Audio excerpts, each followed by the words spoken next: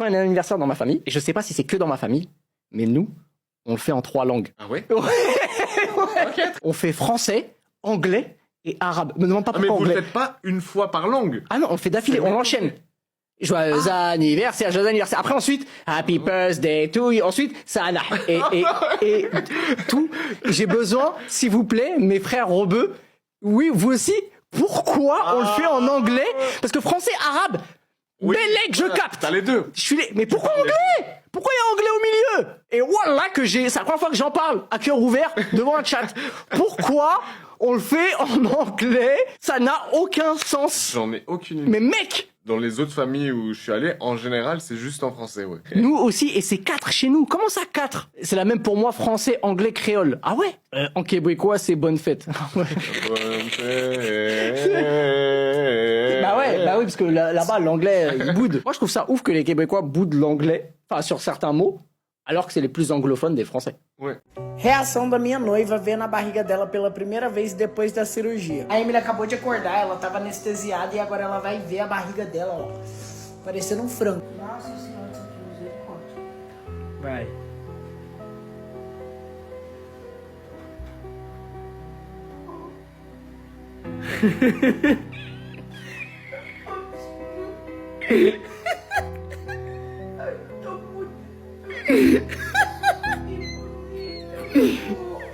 Quer? Eu tô muito bonito. Tá bonita, meu amor. Meu Deus, eu tô lindo. Você tá bonita, mamãe. Pra quem não sabe, gente, ela fez a frente e também fez atrás. Então vamos ver ela olhando atrás também. Vai lá, amor. A parte de trás agora, hein? O que você achou, amor? É você.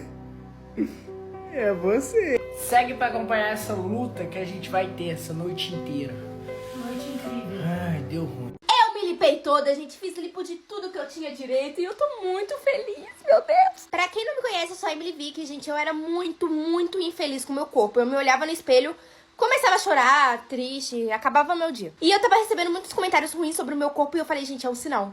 É um sinal que não tá dando, eu preciso mudar. O que eu vou fazer? Meti o cano, né? Fui sugada em tudo, todas as gorduras do meu corpo. Tá, Emily, mas qual cirurgia você fez? Eu vou falar tudo pra vocês agora. Fiz a minha barriga. Eu fiz o braço, tá meio roxo, gente, porque machuca, né? Fica sugando a gordura, mas eu fiz o braço também. Gente, eu tô muito feliz. Não dá pra ver, mas eu fiz o meu popô, mas porque não dá pra ver porque eu tô com a cinta agora. Tô toda um baiacu, toda inchada ainda. Fiz também, gente, lipo de papada, porque sempre quando eu ficava assim de lado, ficava aquela papada assim, sabe? Fiz também, gente, lipo de coxa, porque senão ia ficar desproporcional, sabe? Aí eu não queria ficar, tipo assim, desproporcional. Eu não consigo postar o resultado pra vocês da minha cirurgia toda certinha aqui, porque senão o TikTok vai banir. Vão lá na minha rede vizinha que eu postei pra vocês o resultado. Eu tive que emagrecer pra fazer a cirurgia, eu preparei todo o meu corpo antes. Não foi tipo assim, ai, não quero fazer academia, vou fazer ali porque é mais fácil. Não foi assim não, tá? Tive que emagrecer pra fazer cirurgia, tive que tomar muitas vitaminas, repor vitamina no meu corpo porque eu tava muito fraca. Aí, Emily, mas você fez a cirurgia porque você quis. Os comentários não tem nada a ver com isso. Realmente, eu fiz a cirurgia porque eu quis. Lógico, o corpo é meu, você vai fazer a cirurgia pra mim? Você vai pagar minha cirurgia? Se você reclamasse do meu corpo e pagasse minha cirurgia, ia ser mais fácil, né? Porque eu tive que pagar uma granona. Eu fico triste com os haters, né? Que ficavam comentando no meu corpo. Longe disso, não fico. Ai, mas comentário é pra comentar mesmo. Ai, sério, eu não vou nem falar com você que pensa assim. Vai se tratar, vai, sei lá, vai orar. Agora eu tô feliz comigo, eu tô me achando bonita, eu tô me achando uma grande gostosa. Eu tô muito feliz. Eu tô muito feliz de ter conseguido, de ter tido força e de estar bem aqui agora contando pra vocês. Vamos parar de tristeza. Bora, que esse ano é nosso.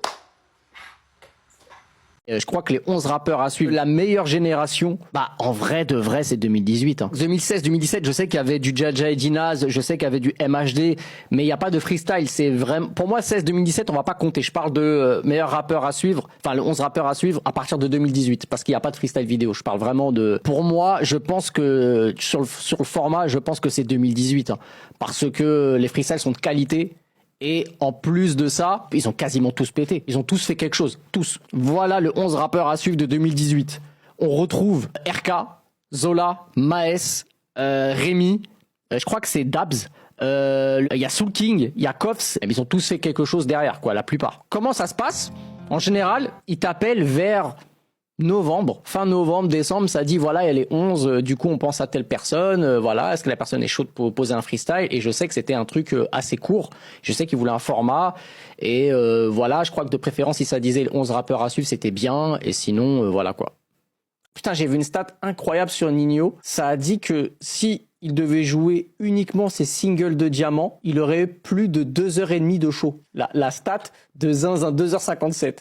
La stat de Zinzin. Je crois qu'il y a une cinquantaine de singles diamants. Perso, j'estime qu'on juge un rappeur à sa capacité à performer en live et en freestyle. Et pour le coup... Et pour vous, bah, dans ce cas-là, je vais vous le tourner autrement. C'est qui pour vous le meilleur artiste qui a sur scène, celui qui vous a le plus choqué? Voilà, bon, on est dans la positivité. C'est qui le gars, quand vous l'avez vu, vous vous êtes dit waouh? PNL, Laylo, ouais, ça c'était sûr que j'allais avoir ça. Lacrim, Jul, Louvre, Bushi, Dausi, Mairo, Stromae, moi j'ai déjà vu Stromae, après c'est pas vraiment du rap quoi. Caris à l'époque, Kalash, Fianso, Ninho, Niska, ouais Niska c'est chaud. Kendrick aux Ardentes, c'était ouf, oui mais là je parle français.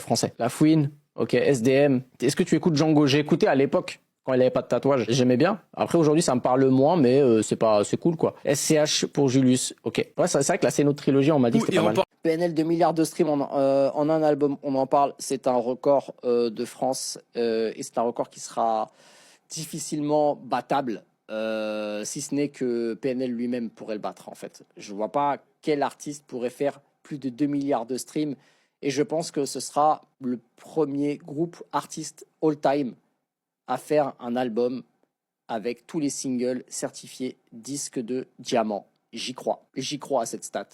Alors ça mettra un peu de temps, mais je pense que ce sera le premier album de l'histoire à faire full certif disque de diamant. Daft Punk c'est international, donc évidemment que tous les titres ont plus de 50 millions de streams, mais c'est pas pareil. Là je parle de 50 millions de streams français, certif Snap française.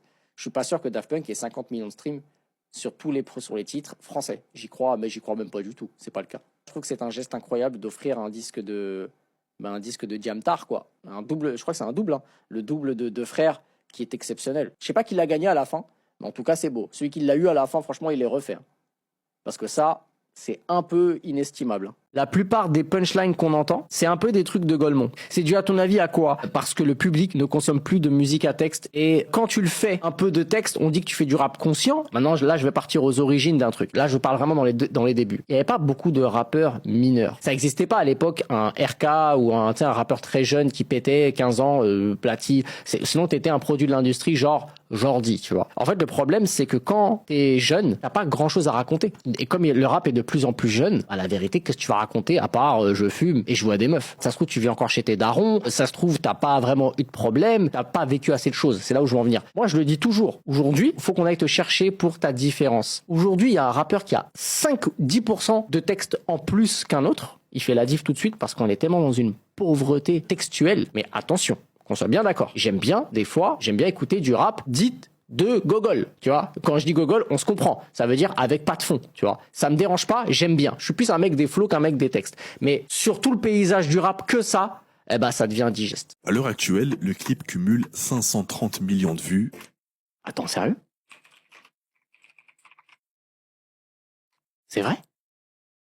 Oh, la YouTube monnaie de Zinzin. 538 millions de vues. Pour vous dire à quel point le titre il a tout baisé. Je vais au Japon, je fais un format avec un rappeur japonais sur ma chaîne YouTube. Bah, les gars, je vous jure que le rappeur japonais, il connaissait le clip. Il parle pas un mot anglais et un mot français.